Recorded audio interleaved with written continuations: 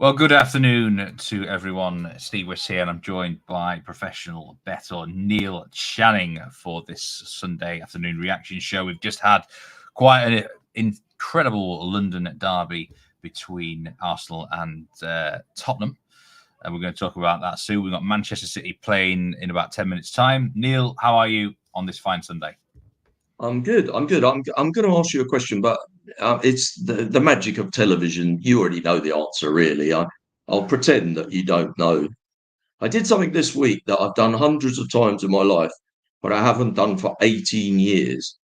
And I'm going to ask you if you can guess what it is. But actually, I'll let you into a secret, viewers.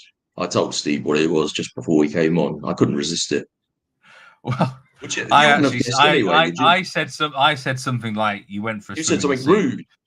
I did, yeah. But yeah, I know you've been taking in a bit of the action, haven't you? I went to a football match. Yeah, I used to go to hundreds of football matches. I was a real regular in my teens. I would go like every week, home and away to various. And although I supported two teams. I had a top team and a not Two so hats. top team. Arsenal was my top team, and Reading was my not so top team. But I did used to go. A mate of mine supported QPR, and I used to sometimes go and watch them with him.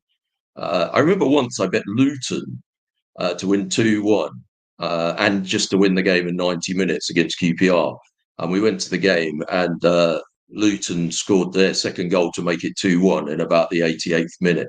And I shouted out and jumped up and down, and I suddenly remembered that I was in the QPR bit. But I mean, luckily, it's not Millwall, is it? The QPR fans are not exactly renowned for being terrifying.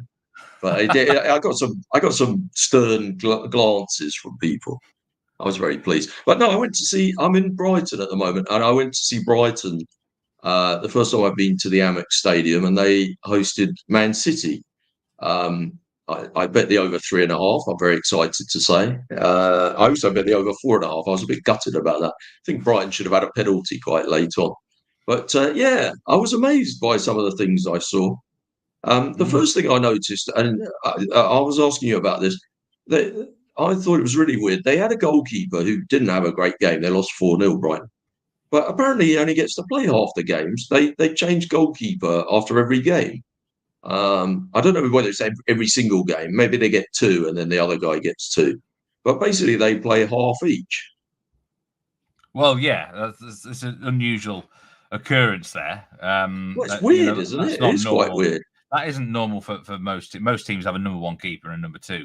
Given that, Brighton given just that a bit of a Brighton are such a sort of scientific, Moneyball analytics team, it got me thinking, well, what the hell's going on here? Why are they've obviously come up with a reason for doing that. It can't be because playing a football match in goal once a week is too exhausting and you need a rest.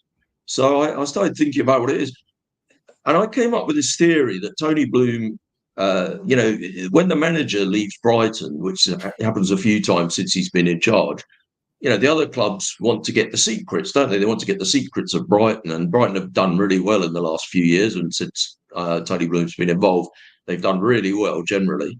I wonder whether the other clubs sometimes think, well, we'll pay a lot for the manager because he'll bring us all the secrets of what they do, or the director of football, or whatever, the coaching staff. They're all being poached all the time. And he probably doesn't really like that, Tony Bloom. And he sort of tried to build a system whereby even if the manager goes, they're still going to be fine. And I wonder whether having two keepers makes them less valuable. And if one of them comes to you and says, "Well, I'm your top keeper. I'd like my salary to be doubled, please," you can just turn around and say, "Well, we've got another one. So off you go. See you later." I don't know whether I that's think there's true. well, I mean, there's all sorts of potential theories, isn't they, with that? But I mean, just before we talk about that, Yeah. Manchester City, what did you make of them? And crucially, 5 minutes to Well, kick they off. were amazing. I mean, but Brighton didn't play very well, to be honest. The first thing that struck me was the guy I went with is a season ticket holder, and he said to me that the whole season they've only taken one goal kick that crossed the halfway line.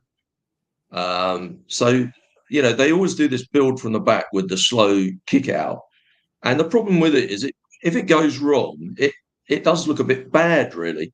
And a couple of times Man City, they don't really have to mark the guys. They still keep a couple of guys around the halfway line, under the pretense that, there's a chance we hoof it upfield here. And obviously they have to mark those guys, but they know really that they're not going to get the ball. They can put all of their pressure around the box and around the 6-yard box and close in.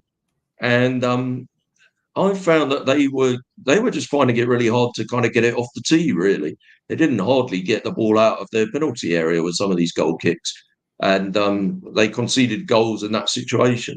And that kind of looks bad. I noticed the crowd were getting on them a bit, and then I saw the manager was in the Athletic magazine saying, "Well, we're not going to change our style. This is our system." And then they've come out and got beaten 3-0 by Bournemouth today away from home. This Manchester City team to face Nottingham Forest today. Phil Foden is not in the squad. I'm not actually sure why. I'm sure someone will be able to tell us why. He scored 2 goals on Thursday, and then he came off relatively early, like maybe the 70th minute. He might have didn't picked look up a like knock, he was carrying an injury, but maybe he was. Not in the squad. Haaland is on the bench. You were on over 3.5 goals in that game. Are you going to be on over 3.5 goals today? I've already bet. So I bet over 3.5. I don't know whether that team use makes it less attractive plus or more 138. attractive. Plus 138 with BetRivers over 3.5 yes. today. Well, that seems fair. That was about the price I took. So yeah, I'm pretty happy with that bet. Is it one of those matches? I mean, I was thinking about this. Do Manchester City really believe they can catch Arsenal's goal difference? I mean, they could with a couple they of might as well, haven't wins. they? I mean, on Thursday night, they got 3-0 up in the first half. Although there was only 1 goal in the second half, they were pressing all the time. It wasn't like they just, gave up and had a bit of a rest. It wasn't like sometimes when you get a game where it goes 3-0 at half time, the second half can be just a nothing, a lot of passing and time wasting and not really any attacking moves. It wasn't like that. I felt like there were definitely goals in that second half, and that was because City looked like they cared about the goal difference. So I do think they'll play, aggressively right through the 90 minutes to try and score as many as they can. Yeah, I do think I'm eyeing up. I don't know what the score is going to be at half time, but I am looking to get on the second half goals in this game. Because Haaland's on the bench. He'll probably come on even if Manchester City are doing well, because Pep Guardiola will want to get him some goals in him, get the confidence going. And Haaland loves the goal. So I think there's potentially goals in this match right from the first whistle, really.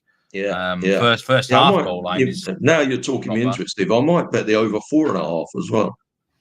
Now you've mentioned it. I know you do like a big goal line. Well, there's nothing wrong with that. I mean, you get three, just over 3-1 for that. That seems all right.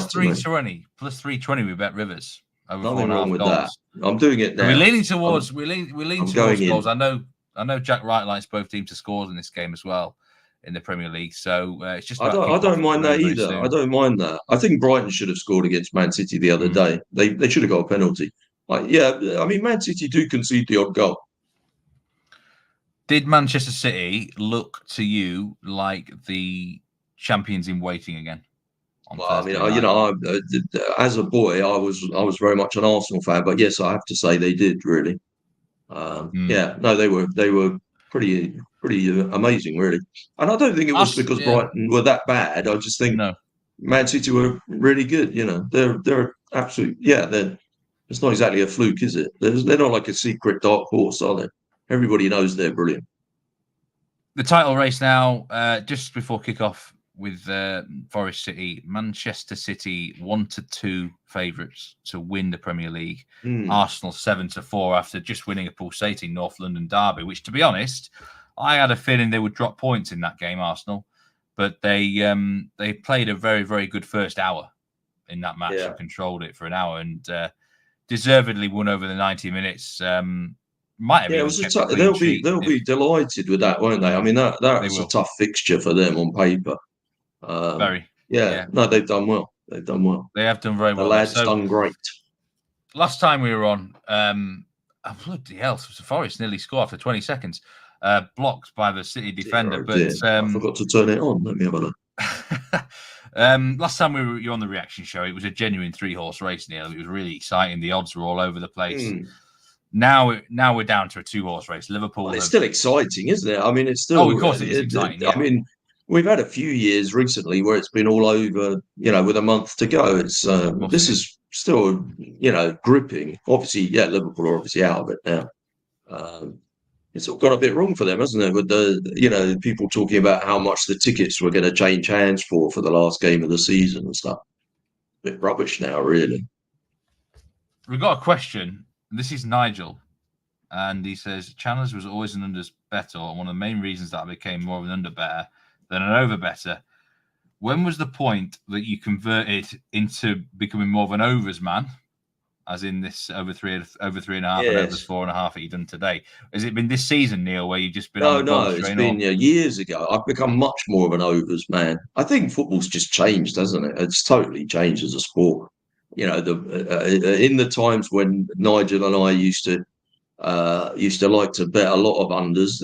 I can remember with 10 minutes to go in a game, you would think that no more goal ought to be trading at around about 75%. And often you could bet it at around 70%. And that was a great value situation. And sometimes even with 5 minutes to go, you might get that kind of situation. And I would get heavily involved after the kind of 75th minute in loads of games every week. I mean, you'd be living in the street if you tried to do that these days. Goals scored in the 98th minute. I actually had a nice bet yesterday. This was a good one, actually, just slightly changing the subject from Nigel's question. But yeah, basically, the answer to Nigel's question is a couple of years ago. I mean, I like betting in the Italian football a lot. When that started on Channel 4 all those years ago, it was always, every game was 1-0 or 0-0, wasn't it? Now it's 3-3 is a good score in Italy. No, I had a bit in a game yesterday because I think we were going to talk about motivation, and this brings me on to it slightly. I'm trying to remember who the teams were now. I'm going to have to remind myself. It was a Division 2 match. Let me get it in front of me because I got it on my spreadsheet. No, in England, Division 2. League 2. It was Colchester against Crewe. And he had a situation where Colchester needed 1 point to stay up, and Crewe needed 1 point to make the playoffs. Well, if that had been in Italy, it'd have been odds on a draw, wouldn't it? You get these situations in Italy at the end of the season where both teams need a point. And it's almost like a joke that it's so implicit that everybody knows that they're just going to set it up for a draw, and it's not even really considered to be cheating. It's kind of just like both teams don't want to lose, do they? Yeah, but that game yesterday was it was about kind of 9-5 the draw, which I was pretty shocked by that actually, because I'm not saying it. I don't think. I mean, it was a funny game actually because the home team scored after 20 minutes, and then basically nothing really happened until the 90th minute, and the away team equalised. But you would definitely have a lot of situations in sort of old-fashioned football where, with 20 minutes to go, both teams were pretty happy with how it was going on the field, and if they came off now, nobody would complain, and they'd all just think, well, I'll have a rest because we got another big game on Saturday or next week or whatever. I guess with squad rotation, people don't think like that anymore. The bigger squads, everyone's playing for their place. There's a lot more competition in every game right up until the end. And that's probably one of the reasons why over has become more of a thing. I think so. We go on to motivation now because we were going to touch on this last time we were on the show, but we unfortunately ran out of time because, but it's probably more. I was gassing on about a lot of other things. Probably it's probably more topical now. But really, we get a lot of questions and comments each week on the because we win soccer shows about motivation at this stage of the season. Now, a lot of the sort of theories and ideas about teams is quite subjectional, and that's a big talking point. But I'm interested, Neil, how the bookmakers actually, how much of a factor do they place on this? Because when I worked at Football Radar in London, the motivational factors towards the end of the season was one of the biggest things that we were always quizzed about as analysts. And I think that in terms of their model, they factored it in quite a lot. Do bookmakers do this significantly, or is it something that's overrated, do you think? I think the market overreacts to it. I think bookmakers factor it in more than is necessary. I mean, clearly you can get teams. I mean, maybe Brighton are one. Some of the players there are just, what's the point now? Their season is kind of over. They've conceded 7 goals in 2 games. It's possible that, one or two of them are not caring. But having said that, I just think the media attention and the talking around football is always very much of this team needs to win. And I think punters are really aware of it. And I think people that set odds are really aware of it, the bookmakers and the companies that produce the odds. I just think it's so well factored into the price that almost you're better off going the other way, really.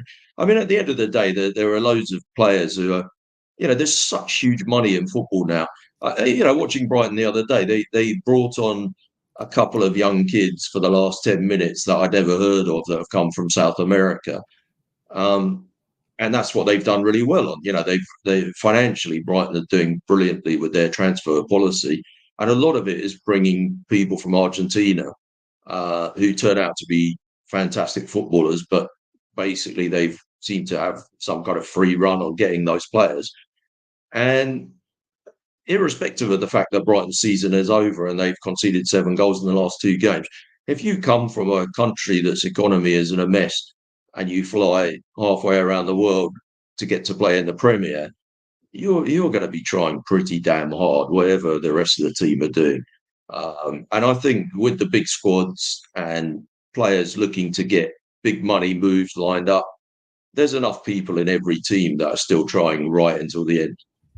We hear the phrase used on the beach quite a lot in soccer. Do you think that's a bit overrated as a phrase? I think it's slightly overrated. Although, sometimes it's a bit similar to lost the dressing room, isn't it? That, it is a kind of a group thing that the whole doesn't affect team everyone. Can slightly go at once. And, it's a correlated thing. If 3 or 4 people who are heavily influencing the rest of the team look like they don't like the manager anymore or they've given up on the season, it can influence the rest of the team. But I still think, particularly for the younger squads, people are playing for their careers and there's such big money involved. A lot of the younger players will think, I'm very lucky to be playing in one of the top leagues in the world, and this is a stage where I can build a career for myself. And that might be what's changing. You don't get that many chances. I think that's changed slightly. Yeah. I think. Yeah, I agree. I think 15 years ago, the idea of teams giving up on the season, being on the beach for the last 3 games, it was probably more of a thing. I think there's less of it now. Nigel says he's changed his betting strategy, but he's still got the same jumper.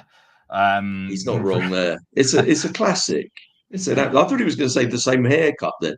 It went off the screen before I read it. What does Ray say? Ray, when welcoming Ray, by the way, a real loyal supporter of the shows. And he just basically doubling up on the point you made there about Brighton's dealings in the transfer market. A lot of these people, they do seem to get them from Argentina, don't they? Yeah, Argentina's a big place for them. I wonder, again, thinking about, because, they are a very moneyball scientific club, Brighton. It wouldn't surprise me that they're thinking to themselves, have a look at Argentina. The economy is absolutely going haywire there. If you were a talented young football star in Argentina, you'd be looking to get out of that country and go and play in Europe as quickly as possible. And also, I think buying players from Italy or from Spain or from France or from Germany you're just paying. We live in a digital age now. Everybody's seen them play before. It's easy for scouts to fly over and see them. Uh, you know, the value of those players is going to be well known to everyone. Whereas having a good scouting system in South America, they're probably seeing players that some of the other clubs are not really looking at. And I think Ray's right. They'll have some really exciting young talent there, and that's where they've made all their money, isn't it? In the last year or two, Brighton. Yeah, let's watch out for Valentin Barco next season, and the Ginger Dynamo, who may well light up the Premier League next season. I'm just already thinking, could Brighton be a side to sort of have on your early shortlist to do quite well next season, especially if they don't finish in a European qualifying spot? They won't have that distraction, and although there is doubt where the manager might end up, I suppose. So but then they have they've managed in the past with managers moving on and just slotting somebody else in. Yeah, they're always going to be. They're an endlessly fascinating side. I find them very interesting, right? So basically, Neil, just to complete the motivation factor, you would say probably look at each game individually, but maybe don't go overboard, because I mean I've been guilty myself sometimes of going really overboard of playing too much of a. I think it's always good to have an idea of the price in your head before you've seen the prices. And then if sometimes you're looking at something and you're thinking, I tell you what, these are going to be a good bet next week. And then you see the prices and you're like, oh God, well, that's a bit boring. The prices have turned out to be, they're shorter than I expected. I thought I was going to get even money, and now I'm having to bet, minus 125 or something. But it's very easy to then say, but the motivation means that I can take that minus 125 because they really need to win, or the other team have given up, or whatever. I just think that's a dangerous road to go down in betting, to just, kid yourself that taking worse than you intended to take is a good thing for any reason, Yeah, it's interesting one. I think you can try and apply as much logical sense as you want to it, but unless I suppose you're inside the camp or you know the players personally, then maybe it is a dangerous game, because there's times where you look at a result and you're like, wow, they've won that 3-0. They've got nothing to play for against a side that had everything to play for. How do you explain it? Well, it's funny. I'll tell you another thing I'm finding interesting is, last time I was on the show, Nigel had a brilliant tip to back Aston Villa, didn't he? And yes. One of the reasons he wanted to back them was because it was what you would call in American sports betting a sandwich game. It came for, I can't remember who they were playing now. It was Arsenal, wasn't it? It was Arsenal. It was after the Bayern Munich game in the Champions League, wasn't it? I think, or before it. So maybe before the second leg, actually. He was saying, well, they've got a really big game coming up after this, and they've just had a really big game. So they're in a sandwich game. It's the game in between two big games. I like that term, sandwich game, by the way. I need to use that more. Well, that's definitely a theory that people have in American sports betting, that teams are constantly looking at the schedule, particularly in NFL, where, they're playing much less games, far less games in NFL than you play in a regular Premier League soccer season. So, the schedule is very important in people's betting. And I actually think in UK betting, people don't look at the schedule enough. It's not a factor that people consider enough. But there's another big factor in American sports betting, which doesn't really carry over to the UK very much and doesn't transfer from NFL into soccer. And that's the bounce back. So in NFL, if a team starts the season 0-2, they lose both their first two games, particularly if they were a team who was expected to do well in the season. Everybody loves to pile on them to win their third game, because they say, well, they'll have been training extra hard. The manager will have given them an absolute roasting. They'll be putting extra pressure on themselves. Their family will be under pressure. And so the motivational factor for that third game is going to be huge. I don't think that really happens in soccer as much. Do we really think after they just lost 4-0 and they just lost 3-0, well, Brighton are going to be a really good bet next week? Because they're gonna get a rocket because they've just conceded 7 goals in 2 games, and they're going to have to really try next week. I don't think that's how people will be thinking about. I haven't even looked who Brighton are playing next week. But yeah, this is interesting because you're right. American, NFL, there is a lot more. I think that I don't know why it is. I think there's more of an expectation that the players try hard in NFL more than soccer players do consistently. I mean, so I don't know. That is.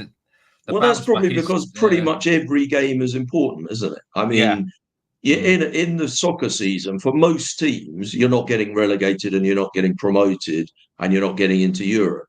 Well, if outside of the Premier, obviously you're not getting into Europe. So for so many teams in the league, in all divisions, a lot of the games are just pretty irrelevant. And obviously they try harder in the home games than they try in the away games. And that can be for many reasons. I remember years ago, there's a fellow in the world called Tony Ansell, who has become somewhat a figure of fun on the internet, but he's a professional gambler from North London.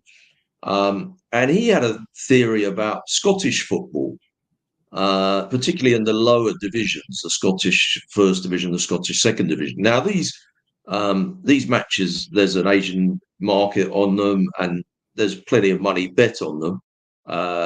People would like to put Scottish games in their parlays with English games when they fill out a football coupon and that kind of thing. But actually, it's almost like amateur soccer, really. I mean, you can turn up at a game in the Scottish Second Division and there might be 200 people watching it, and the pitch might be of a low quality and the players might be of a low quality and the refereeing might be of a low quality. I don't mean to be denigrating those people. I'm sure they're all trying really hard and loving football, but it's not the Premier League. But on the betting coupon, the prices look pretty similar to the Premier League, and people would just assume that it's a match that we can bet on just the same as any other match. But Tony Ansell realised that actually it was completely different to football in the higher divisions because, first of all, the people playing in it were semi-professional. They had jobs, and they just played football at the weekend. Generally, some of the top players in the second division in Scotland would play full time.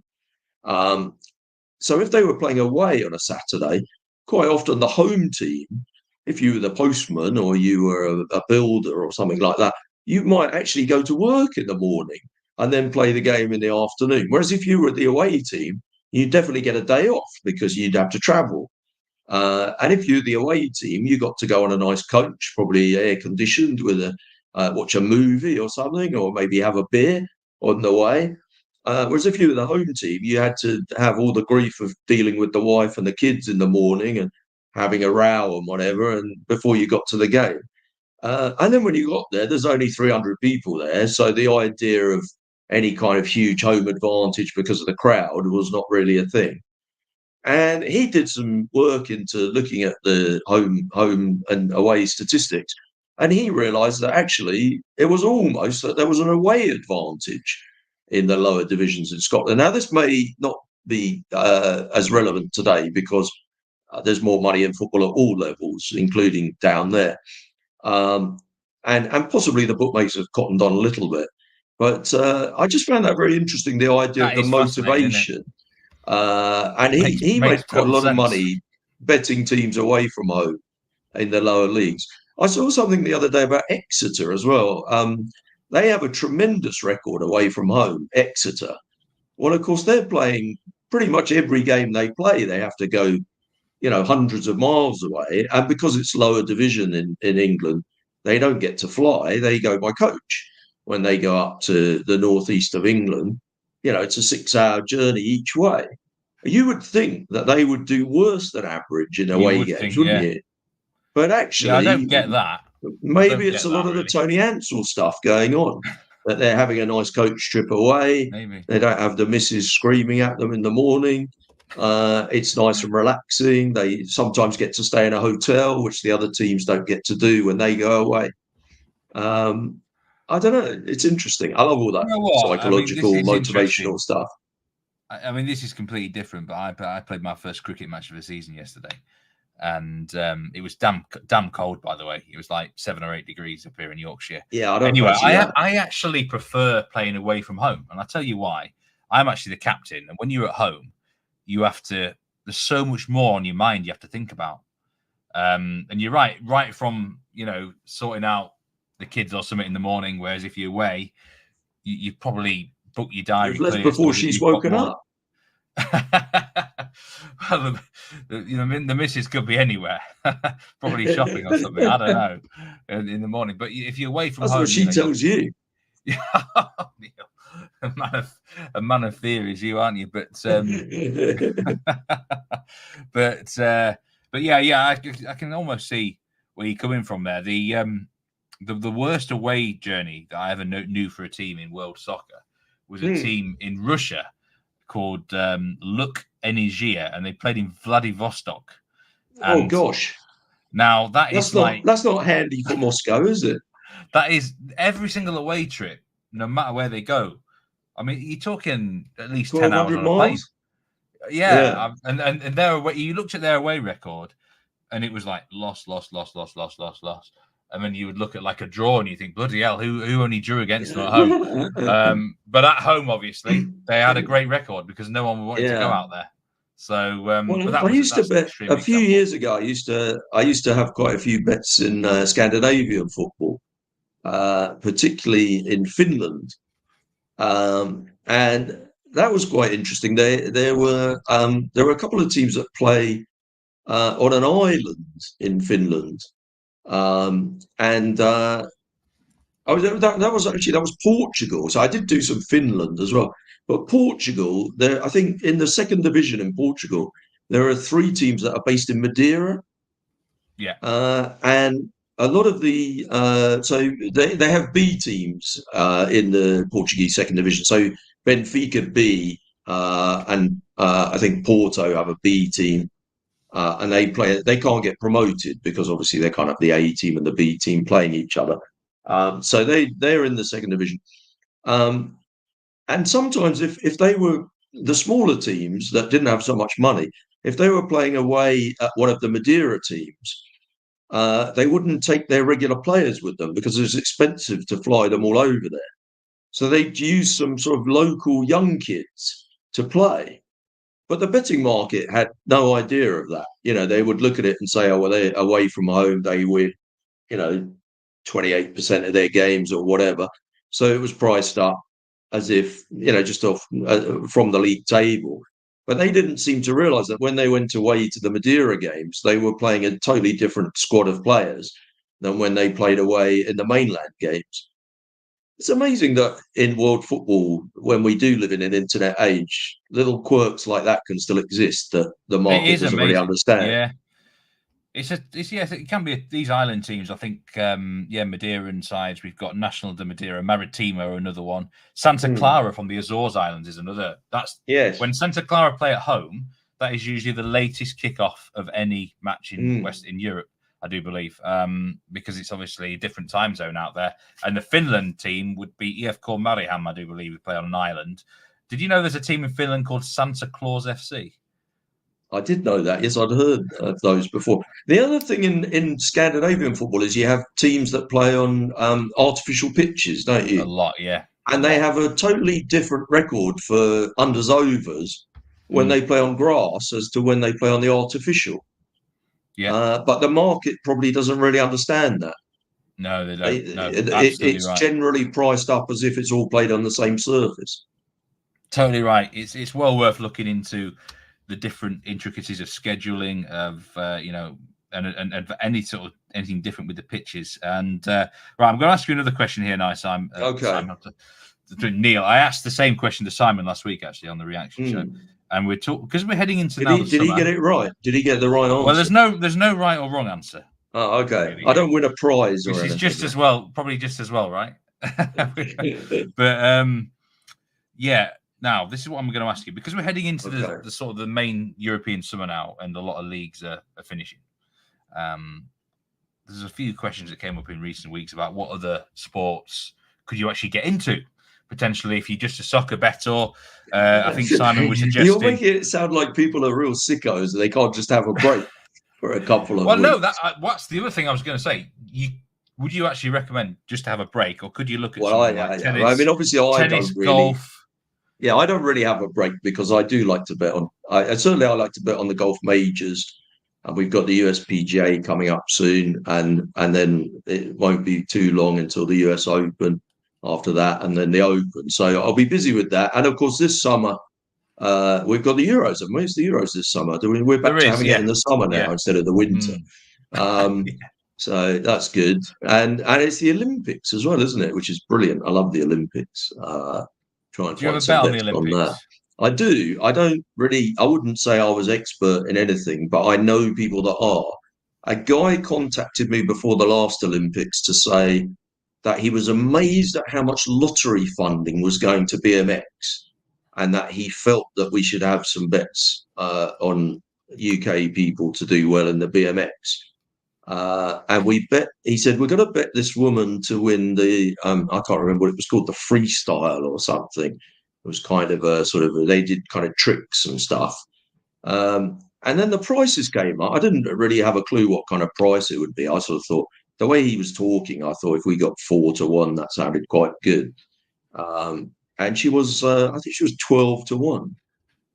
And she did this trick that I can't remember what it was called. It was like the equivalent of a kind of triple salco in ice dancing or something. She did a kind of two semis, two times round in the air and landed on obviously on the Is tires. BMX? Is BMX the And most she won the gold obscure? anyway. Brilliant. I love the Is that the BMX most? now. Is that the most obscure sport you've ever bet on? It's the Or most I've ever won on an obscure sport. I know that. I don't know. Let me think. I mean, I do quite like novelty betting. I do like to bet on do you stake a elections. lot on novelty betting if you're I allowed to? do. I do. Politics, I do, definitely. I mean, Yeah. obviously, we've got 2 elections this year, both sides of the pond. Mm. So I'll be getting very involved in those for sure. Yeah, I think I'll be busy this year with a lot of, the Olympics will be good. I'll Well, the look forward to Olympics that. could be something for people to get into potentially. I mean, it lasts about a month, doesn't it? Normally, Actually, I can tell 3 you a weeks. story. I can tell you a story about the London Olympics. So I'd been away in America in the run up to the London Olympics, and I don't know whether you were around in London at all in the run up to the London Olympics, but generally speaking, Londoners being kind of cynical and bitter people, we were all sort of saying it's just going to be rubbish. We're not very good at organising things, and we're useless at all the sports, so it'll just be terrible. And that was just generally the feeling. Anytime you were in the pub, if somebody mentioned the Olympics, it was just eye rolling. Nobody was interested in it. Anyway, I came Mm. back from America about a week before the Olympics, and I suddenly thought, I think I've thought about this all wrong. It's exciting. It's my home city, and the Olympics is happening, and I haven't even made an effort to get involved. I've got to let me buy some tickets. So I didn't know how you went about doing it. Luckily, I found a fella on Twitter who's a very nice guy called Patrick, and he managed to find me some tickets for various things. And he said, "What do you want to go and see?" So I said, "I don't know." I thought, well, I better try and go to something that you can have a bet on because I don't want to be sat there without having a bet. And I know that across Europe, generally, people really like volleyball, not beach volleyball, regular volleyball on a kind of a sort of a, like an indoor tennis court kind of thing, blue kind of hard court. And it was at Earl's Court, so I thought I'll go to the volleyball. So I went to the volleyball. I came back. I was a convert of the volleyball. I thought this was brilliant. I loved it. And it's the first 1 to 3 sets. So it's the same as tennis. You can win, 3-0, 3-1, or 3-2. So in terms of betting, the correct score thing is just a dog race. There's 6 runners, and it's pretty easy. So I started looking on Betfair to see if they had any prices on it, and they had put up markets on the correct score for every single match. And there were 8 matches a day starting at 9 a.m. The last one started at 10 p.m. But nobody was populating the market. Nobody was putting any bets up. So I thought, well, I'm just going to be the bookmaker. I'll be the volleyball bookmaker. So I started pricing it up, and I would put some liquidity into the markets, and I started taking bets. And I literally know nothing about volleyball. But it got me interested, so I started looking at it, and now I'm winning money on it. So now I really like it. So it's going quite well. I do remember there was a mass rush to try and get tickets to the beach volleyball of all things. Well, that was fabulous. I did go to that as well. That's very good. But there's all kinds of other reasons. So popular, I can't remember. There's all kinds of other reasons why people like that. But anyway, so there was a game now. There was a game between Bulgaria and I'm trying to remember. I can't remember. Possibly Germany was the other team. But whoever the other team was quite a big favourite. They were like 1-6 to win the game, so -600.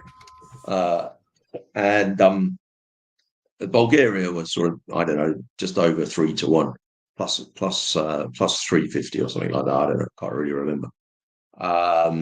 So anyway, it's the first 1 to 3. So you can win 3-0, 3-1, or 3-2. So if somebody is about 6-1 to win a match, let me test your odds compiling here, Steve. If they're about 6-1 to win a match, and we think that's correct, what price are they to win 3-0, 3-1, and 3-2? Try 3-0 first. Try 3-0 first. So it's best of 5 sets. Yeah, they can win 3-0, 3-1, or 3-2, and they're 6-1. And they're 6-1 to win outright. Yes. So the three things have got to add up to 14%, basically. Oh, I mean, 3-0, you've got to be knocking on the door of, I don't know. Big prices. 50 to 1? Yeah. Yeah, well, you're about right. Yeah, so I think you're about right. So William Hill had 66, they had 100 to 1, 3-0. Okay. So they were the only people doing the correct score, apart from me on Betfair. I was the only other person doing it. So 3-1, if 3-0 is 100 to 1, and 3-2 is, I think it was about 12 to 1. 3-1 should probably be about 20 to 1, shouldn't it? Really, something like that. Yeah, 25, maybe. Yeah. Yeah, maybe 25, possibly. Man City are 1-0 up, by the way. Anyway, William Hill offered 66 to 1, 3-1. So I thought, well, that can't be right. That just can't be right. They can't be 100 to 1 to win 3-0, 66 to 1 to win 3-1, and 12 to 1. I think they were 8 to 1 or 9 to 1 or something to win 3-2. And that just seemed too much of a gap between 3-2 and 3-1 to me. So I went and had a bet in the betting shop, and I got not very much on that. I think they let me have 15 quid or something. So I asked a couple of other people to help out on this project.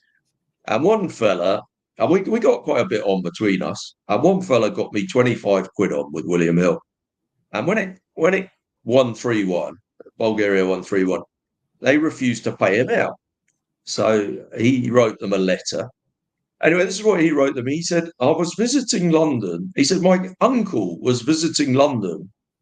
And he comes from Bulgaria. He said, he's my great uncle.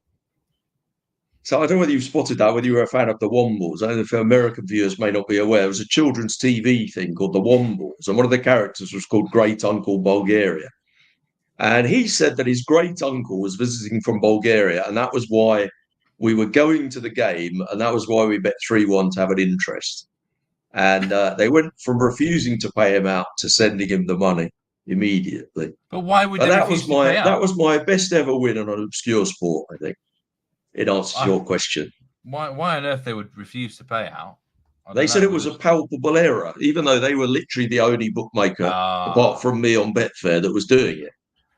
I mean, it was an error, clearly, but it wasn't really what you would call a palpable error because there wasn't really a market. Volleyball is most certainly an obscure sport, and that is interesting. Heading into the summer, I actually totally forgot the Olympics was on. Well, there you go. The answer to the question that you asked me: if you can't bet on football, what are you going to bet on? The answer is volleyball. Volleyball's the answer. You are right, Neil. Manchester City have taken the lead. It was a Gvardiol header from a Kevin De Bruyne corner.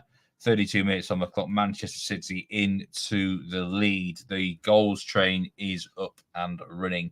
We were getting a bit worried there, weren't we, for the over 3.5? We're all right now. I feel good about it now.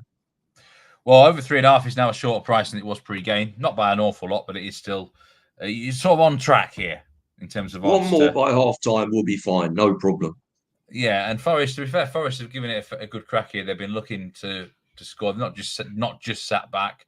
Well, they've definitely got to try and get an equaliser now in some fashion if they can. So this is going to be an intriguing match going into the second half as Chris Wood nearly heads it on target there for Forest. But yeah, I think we're about done with our 45 minutes now, Neil. And it was 43 minutes for me to tell you that volleyball story, basically. You have some intriguing story. Some of the stuff that you end up betting on, God, I mean, like literally. I mean, I remember on the last show, you even knew where a bookmaker's was in one of the Lake District towns. I mean, some of these books you must have to wear like a disguise sometimes to go into some of these shops. Ski mask. I've got a ski mask. COVID was brilliant. I remember actually, I one William Hill shop.